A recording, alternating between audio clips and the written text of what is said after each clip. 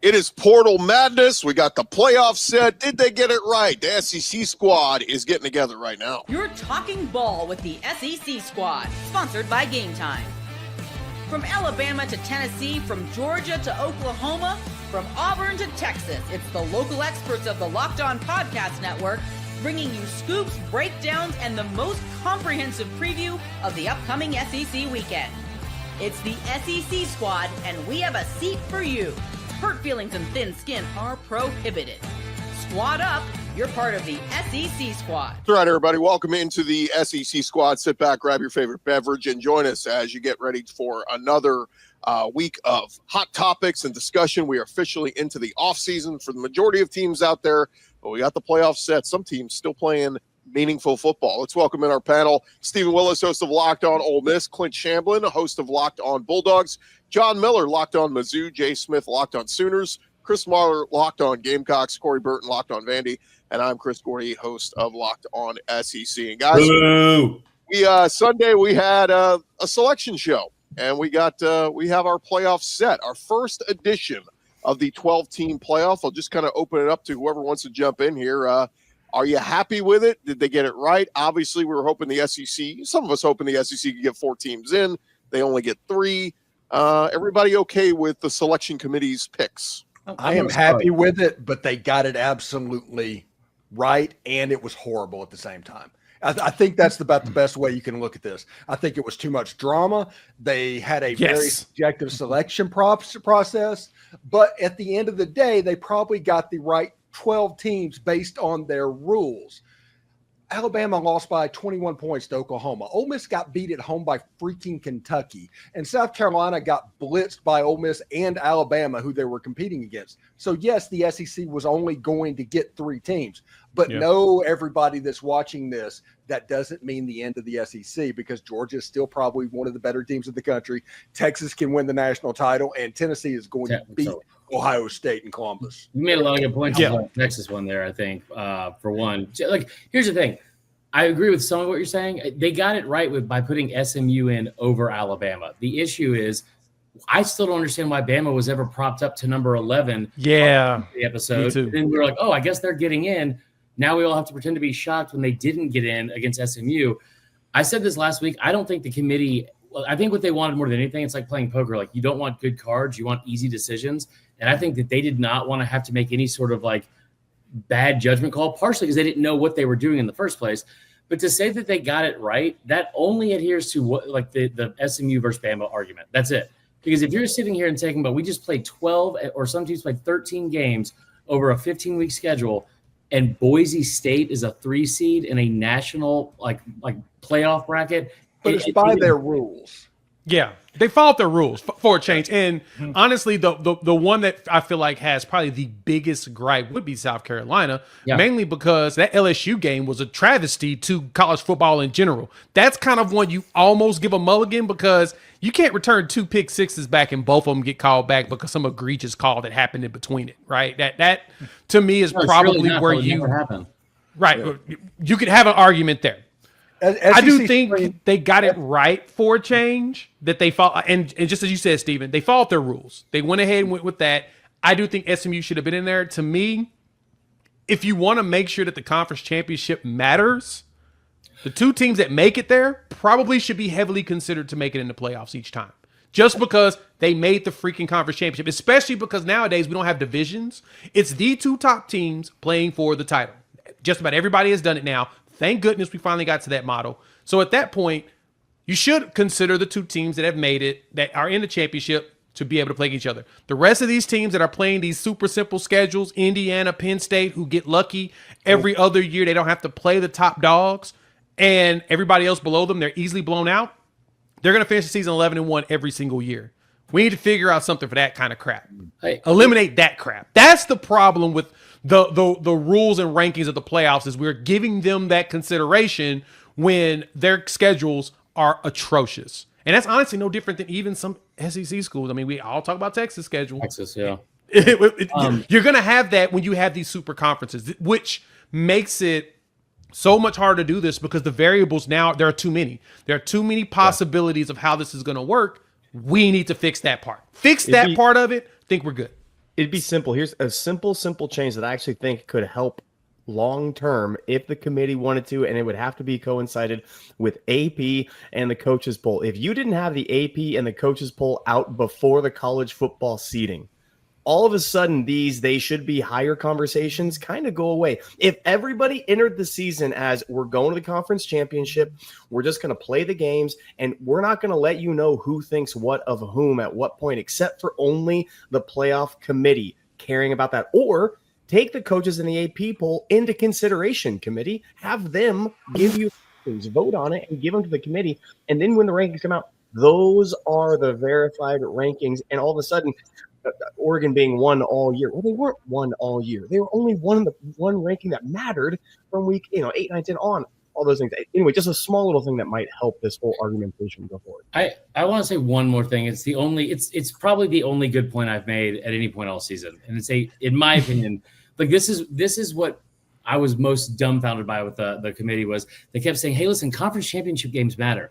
And even just participating in one, win or lose, that matters.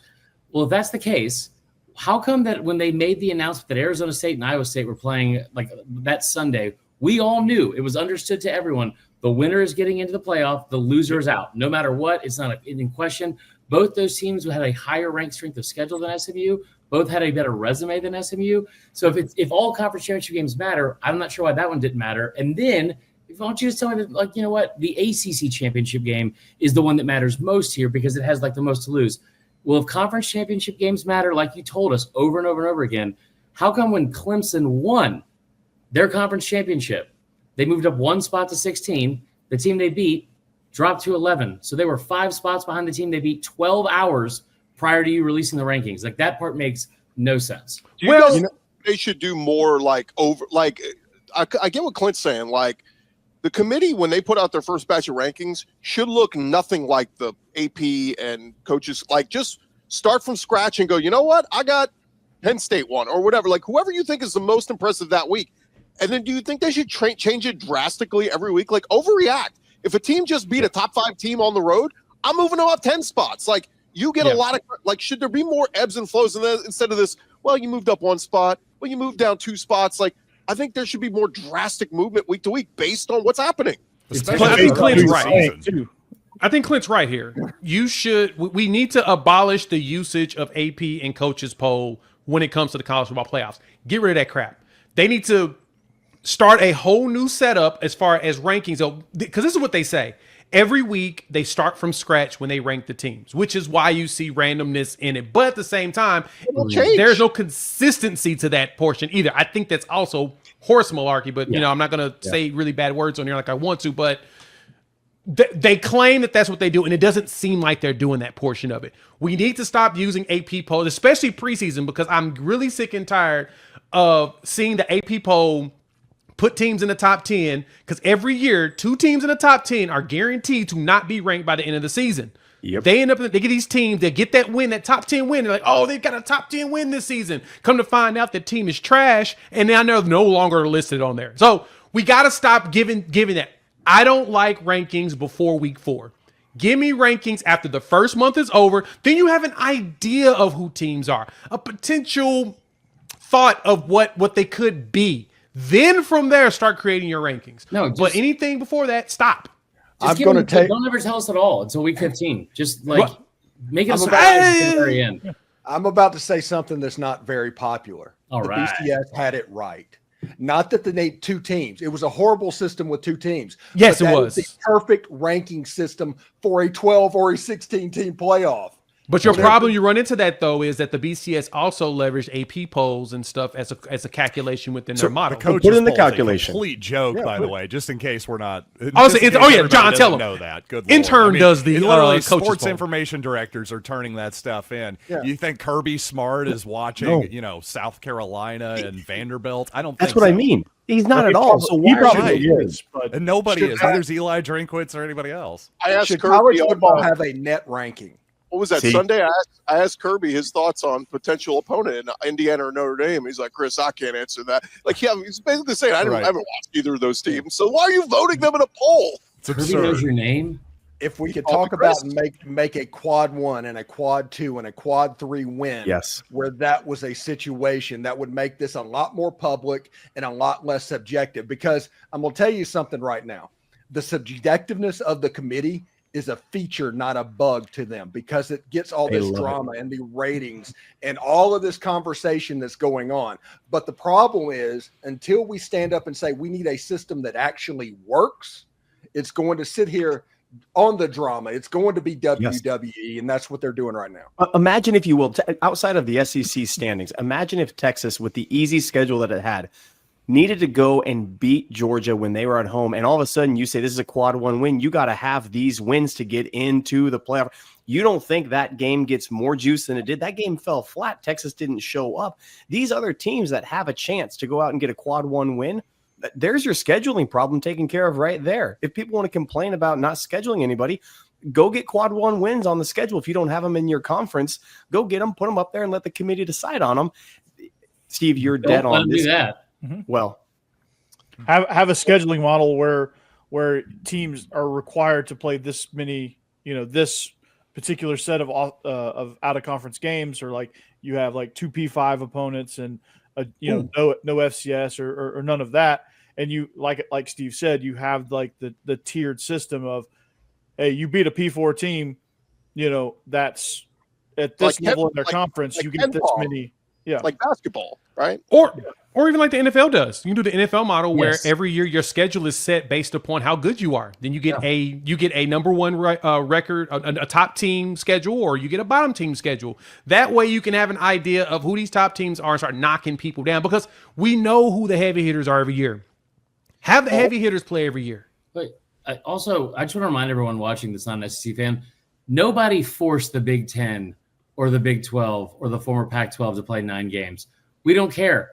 You play 2 FCS teams. I don't care at all. I heard they're scared of the snow. So schedule 2 of them. Prove a point. Well, hold that thought, guys. When we come back, we're gonna talk a little bit on that, because there was some messaging around the SEC. Should they just go 4 cupcakes? Should we get rid of playing a Power 4 opponent? We're gonna discuss that coming up next right here on the SEC Squad.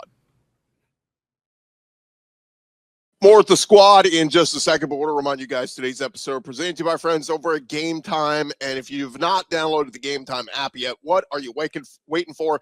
They have got a new feature on the app called the Game Time Picks. And what it's going to do is going to make getting tickets to see your favorite teams play live even easier. Game Time Picks filters out all the fluff to show you only incredible deals on great seats, so you don't have to waste time searching through thousands of tickets. I use it throughout football season. If you're traveling, if you're going on the road to see your favorite team, or just at home, whatever it is, you can use the Game Time app to find the best deals on the tickets that you need to the events you want. Game Time Picks, like we said, that curation process is going to make it easier to save more on sports, concerts, comedy, theater, whatever it is. The all-in pricing, you toggle that feature on to show the total upfront with no surprise fees at checkout. The seat views, you get a panoramic view from your seat in the app before you buy, so you know what to expect before you get there. Download the Game Time app, create an account, use our code Locked On College for $20 off your first purchase. Take the guesswork out of buying tickets with Game Time Picks. Terms apply. Again, create an account, redeem our code Locked On College for $20 off. Download Game Time today. What time is it? It is game time. Yeah, Coach, just curious your thoughts on these two teams. How much have you gotten to see them at all this year, and just kind of the challenge they both pose? Yeah, Chris, I would be remiss if I even commented. I mean, there we go. So Kirby knows my name. Welcome back to the SEC Squad. Just wanted to get that one in there.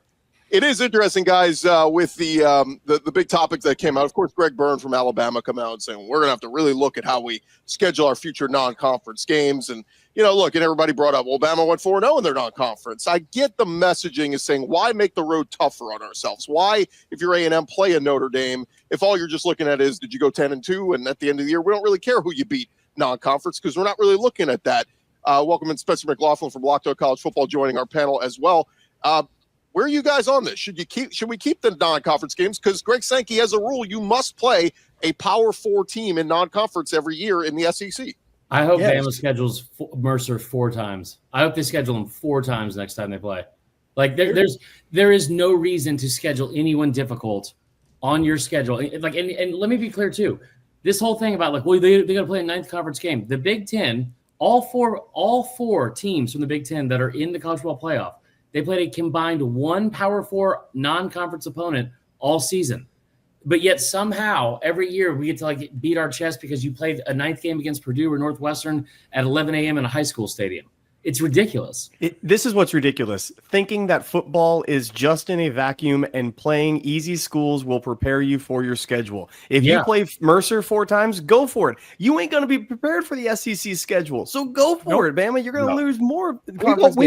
We lost to Kentucky after breezing through 4 easy non-conference games. The schedule sets up because football is played on a field, not on a piece of paper. And I don't get these coaches and fans that want to play on a piece of paper in an algorithm when it's a field with flesh and blood. It boggles my mind. That's dark.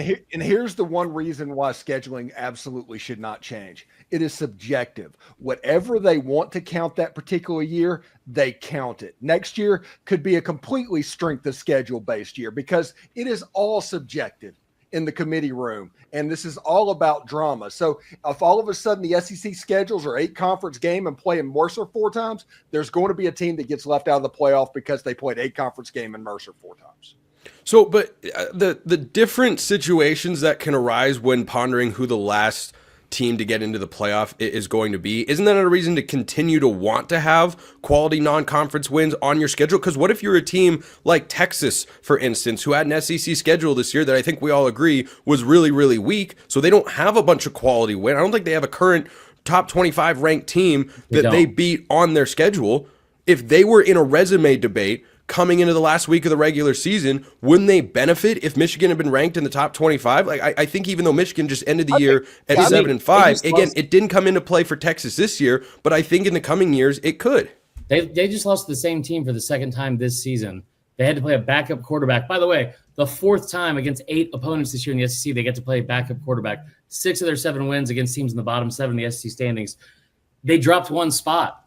Like we had so much focus on the Bama SMU. I will say this. I will say this. I think Missouri's actually a good sort of counter to maybe the conventional wisdom in the group here, which is if the Tigers had, for example, beaten South Carolina at the end, just gotten a stop, they go 10-2. I'm not so sure they make the field. In fact, I'm pretty sure that they don't. Am I wrong? Since the Tigers would have been blown out by Alabama still, I just think 10-2. Now you're looking at, hey, maybe if the Tigers had beefed up that non-conference schedule a little bit, maybe there's your argument. I think that's my argument. John, I agree. For the most part, yes, I agree that, the committee's kind of telling you to maybe lighten it up on the non-con, but there is a pretty good example there in the Tigers, especially because their SEC schedule is a little bit lacking as well.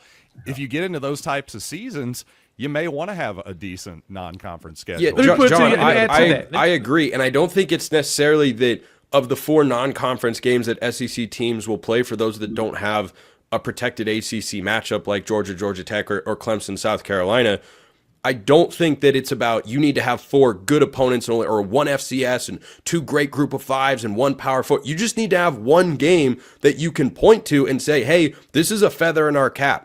Not a game that gets overlooked really easily. I think you do want to have it because I agree. Missouri's sitting there at 9-3, not even close, right? Because, yes, they got blown out by a couple of good teams, but also you look up and down their schedule, there are no quality wins.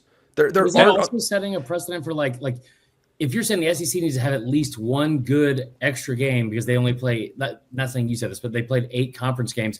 Right. What I've been confused about is why Indiana, Notre Dame, and Penn State all were absolved of this and sat around. Correct. They were making their schedules and itineraries like for travel like a month ago. And again, Indiana went to that Ohio State game. It's week 13 of the season or week 12. They had 1 game all year against a team with a winning record. And they also took Louisville off their schedule, got Western Illinois.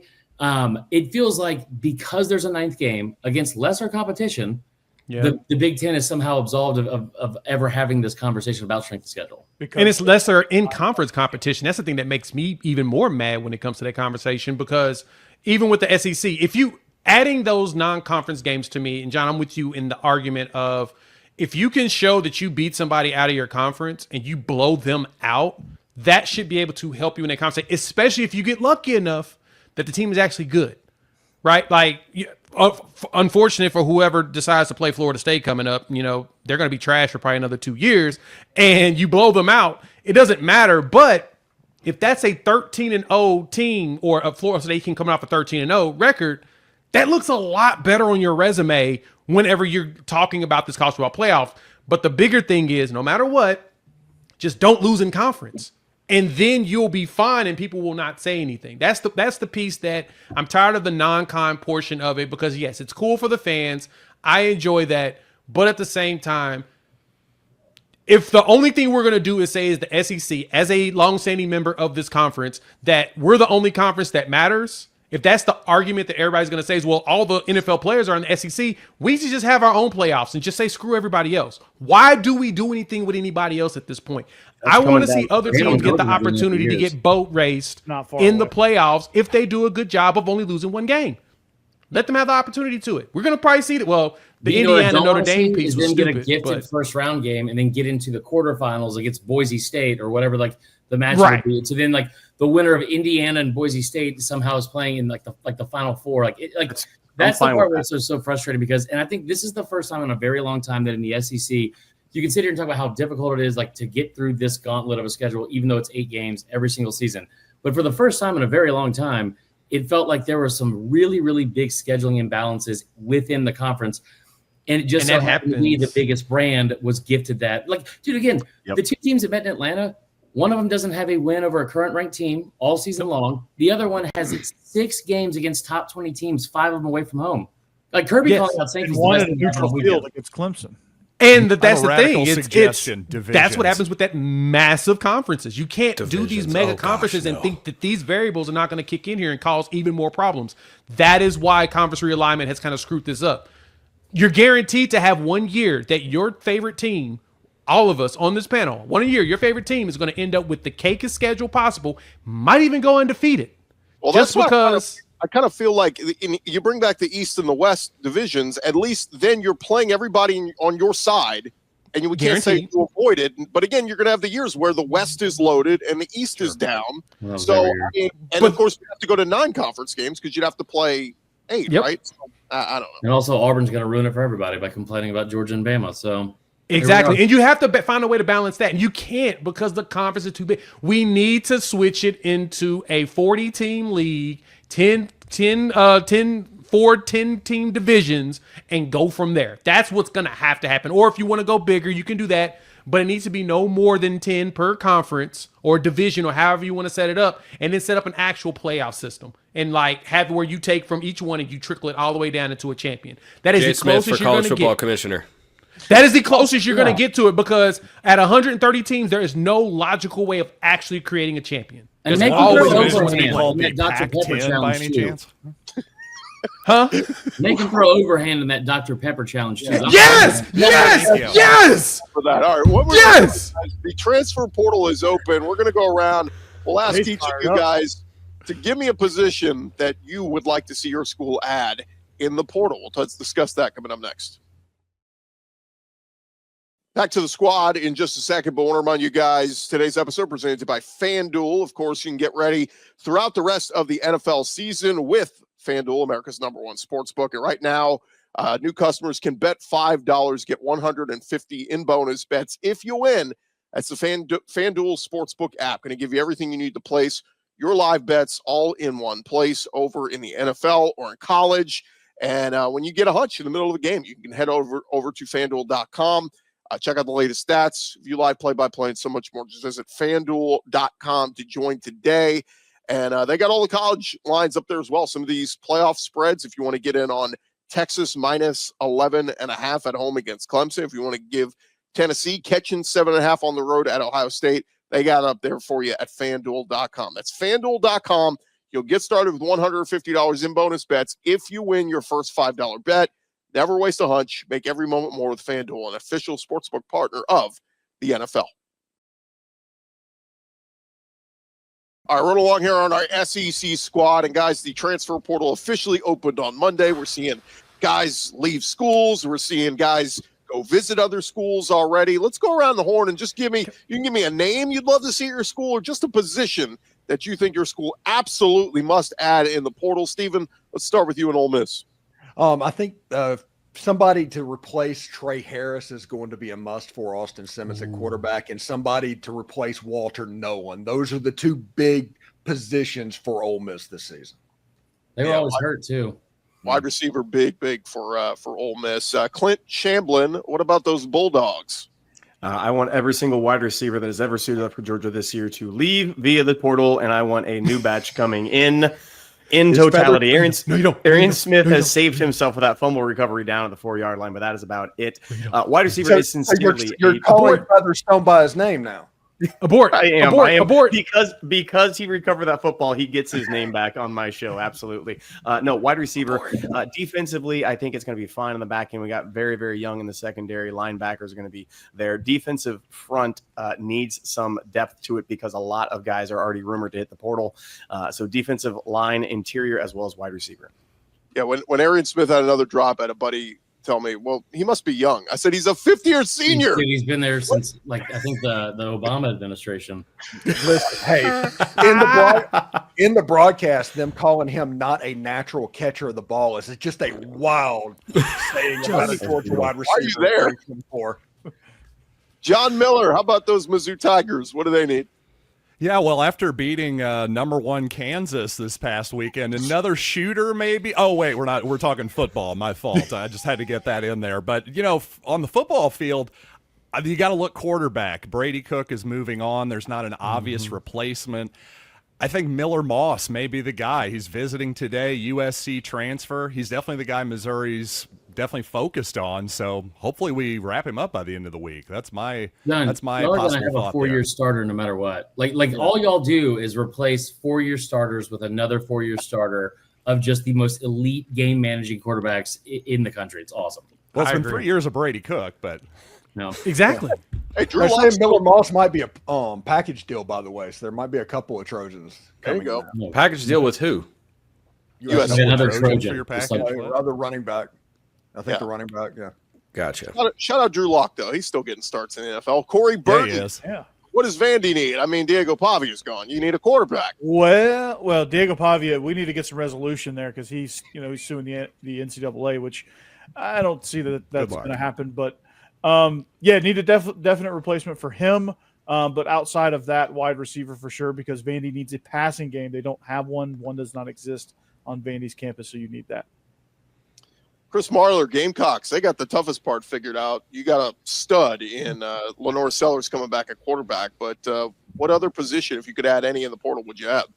If I could get anything that would want for this fan base, it would be the addresses of the committee members for one, two, and those refs from the LSU game for sure. But in the portal, okay, so the main talk that everyone is like the buzz around the city is they want a receiver because you had only 2 guys that had over, I think, 20 catches and 300 yards on the team this year. It was not a very productive position unit. But for me, it's 1,000% the offensive line. This is an offensive line that's given up 80 total sacks in the last 2 seasons combined. From guard to guard, you were going to lose all 3 of those starters that accounted for 93.5% of the total snap counts at those positions. And you're going to be losing a combined of 127 starts between the 3 in their college careers. So a lot of experience that's going to be gone. Is Loggins? He went to App State, didn't he? Yeah. Who's going to be the next coordinator? It is going to be Do it. Mike Shula. Oh, God. What? Okay. Yes. Wow. First off, Did Mike not get Shula the was reaction. pretty great when he had Cam Newton, not when he had John Parker Wilson. So I think they're going to be – Lenoris is much more Cam and not JP Dub. Oh, boy. Fair point. God, what other old SEC coaches was Derek Dooley not available? Like, good God. Like, Kalen DeBoer. Steve Spurrier? start digging them up out of the graves and bring Hey, them back. we brought back Bobby Petrino. Anything's possible. Yeah. That's true. Spurrier should have been on that list. This era. All right. Shula. Okay. Jay Smith, OU, my God. Every receiver they have is about jumping into the portal. Jackson Arnold's leaving. I mean, do you have anything left? So far, we lost 4 wide receivers in the portal with combined statistics of 22 receptions for 460 yards and Lots 1 of touchdown. production. But all starters. So, literally, basically every single one of them that was hurt is basically gone, except for one so far. Deion Burks is still mulling the opportunity of either the NFL draft or coming back. So we pray that actually works out, that he comes back. That gives you one experienced wide receiver to return with a whole bunch of young pups. But I'll be honest, Of course, number one is quarterback. We need an experienced veteran guy. Hopefully this John Mateer situation does materialize and we bring him over with Ben Arbuckle. That would be awesome. We'd have ourselves a nice gamer who is willing to try to win as much as possible in a system that he understands. A la Dylan Gabriel when he was here with us with Jeff Lebby. You want something like that. Yeah, and then I mean, shit, look what Gabriel's doing in Oregon. Gosh darn it. Probably should have convinced Lebby to stick around one more year instead of taking Mississippi State, but I digress. Quarterback, wide receiver are probably the two that's the most important. If I had to say a defensive player, so far we haven't had any casualties really bad over there, but we could use an experienced corner. I think that will probably help out a lot with the young guys we've got in the room right now. Bringing an experienced corner will be fantastic, but man, we need wide receivers. We're gonna look like Texas did last year because they brought in 4 wide receivers last portal and did pretty good with them. They look pretty Hey, good. Jay, just quickly, can I ask you? Do you think the Sooners are going to be after Williams-Nwaneri? So it's funny that you say that name. No, I'm gonna say no. And honestly, I think he's gonna follow his old coach to Nebraska, I think which that's- is I think very that's disgusting. the right- I And think I'm gonna that's be honest, absolutely John. right. I'm waiting to see when Caden Green joins them and goes up there. It feels like Mose is recruiting all of his old players up there into Nebraska. His son went there first. Williams-Nwaneri is the portal. I think he's gonna follow. I'm kind of curious. I think Interesting. Nebraska's gonna start poaching as many Lee Summit North guys as possible, which is I don't know about Caden Green, but I think the Nwaneri prediction I agree with. Yeah. By the way, Jay, I think Jaden Gibson said he's sticking around, so you do have one wide receiver. Yes. Hey, we don't have a Locked On Mississippi State, but as the resident Locked On Ole Miss, I do want to say it's hilarious that Jeff Lebby flirting with Jackson Arnold is going to cost him Michael Van Buren. Yes. Also, Zach offered me the Mississippi State thing back in June, and the one good decision I've ever made as an adult was not to take that job. Yeah, seriously. Well, the news is Blake Shapen is coming back for another year, so we'll see. Well, at least you got that going for Oh you. boy, look out, SEC. Spencer, I'll give you a dealer's choice. You could pick any SEC school and add a name through the portal. Gosh, can Auburn get a quarterback that doesn't make us all want to gouge our eyes out in the transfer portal? Because that was just so hard to watch the whole season. But I wanted to touch on wide receivers, a couple names. I don't know how heavily they're being looked at by SEC schools, but Micah Hudson, the transfer from Texas Tech, Casey Concepcion from NC State, and one of the newer additions to the portal earlier today as we're recording, J. Michael Sturtevant at UCLA. That's a guy who is a veteran. And that's an appropriate reaction. Time of year. That's a guy who, if he is your number one receiver, you're in good shape. If he's your number 2 receiver, though, he reminds me a little bit of Keandre Lambert-Smith at Auburn, where he could be a go-to sort of guy, but like that is the highest of high-end number 2 wideouts. I actually thought he was done with eligibility after the season. He's been around college football for a while. He's been at Cal. He's been at UCLA. They haven't had prolific offenses anywhere. That guy's got a lot of untapped potential. I would take a look at him if I'm any school that needs a wide receiver. Hey, and if you are looking for somebody that has a chance to do a Trey Harris type of scent, it's Joseph Williams at Tulsa. The AAC freshman of the year. I love that. What about a Juice Wells type of ascent? Oh, he's going to the NFL, man. No, he's not. No, he's not. Hey, it doesn't matter. It's one of those that you don't have to go home, but you can't stay here. I love the fact that Spencer brought up the Auburn quarterback thing, because the first person that they were close, like they started getting crystal balled, was the kid from Stanford who had, I think, Ashton Daniels. Oh, please don't. Please. Oh my gosh. Please. Please, Hugh. An Auburn quarterback. I don't know what is. No, please pull the trigger on that, please. There is nothing about Ashton Daniels that should be starting in the SEC unless he is changing positions or he's a wildcat only quarterback. He's liberal Peyton Thorne. If that is Auburn's solution, Hugh Freeze will be out of a head coaching position before 2025 comes to a close. There is no way Ashton Daniels is a good idea. Zach Blackerby has been teasing us in our group chat saying Auburn has got a bag ready for a splash quarterback, and we're all looking around at the portal going, who the hell is your splash quarterback? Can I give you an under the radar name? Darian Mensah from Tulane. Yes, Mensah. That 6'3", 200. Yeah. Yeah, he was not supposed to start this year, but won the job over a former 5-star recruit in Ty Thompson. I think he was 64%, 22 touchdowns, 6 picks, and in a first year for a head coach after Willie Fritz left for Houston, led him to the American Championship God, we're game. talking about Houston again. Jesus. I love. But Malik Murphy from Duke is visiting Auburn as we speak. That would be a good move. Murphy is a really good quarterback.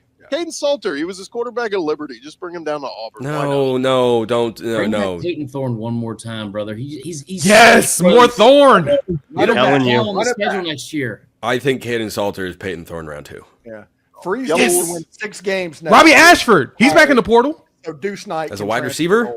Yeah, that's kidding. No, it's quarterback. Let's do it. Let's do it. Yellowwood writing checks for the Tulane quarterback. Let's make that happen. All right, that is going to do it for this edition of our SEC squad. We're talking ball next week into the offseason edition. We will also preview some of our playoff games next week. We'll get started with Spencer's a 3-hour show on Houston. Tennessee. Yes. No, I was just on the Big 12 squad earlier. All right, we'll end I it tried to there. get it all out. I couldn't. I just love the Cougars. Make us your first listen. Make your second listen. One of the guys on this panel here, except Spencer. We'll talk to you guys next week. Oh, got him. No Birmingham Bowl projections here. Vandy sold there a lot, man.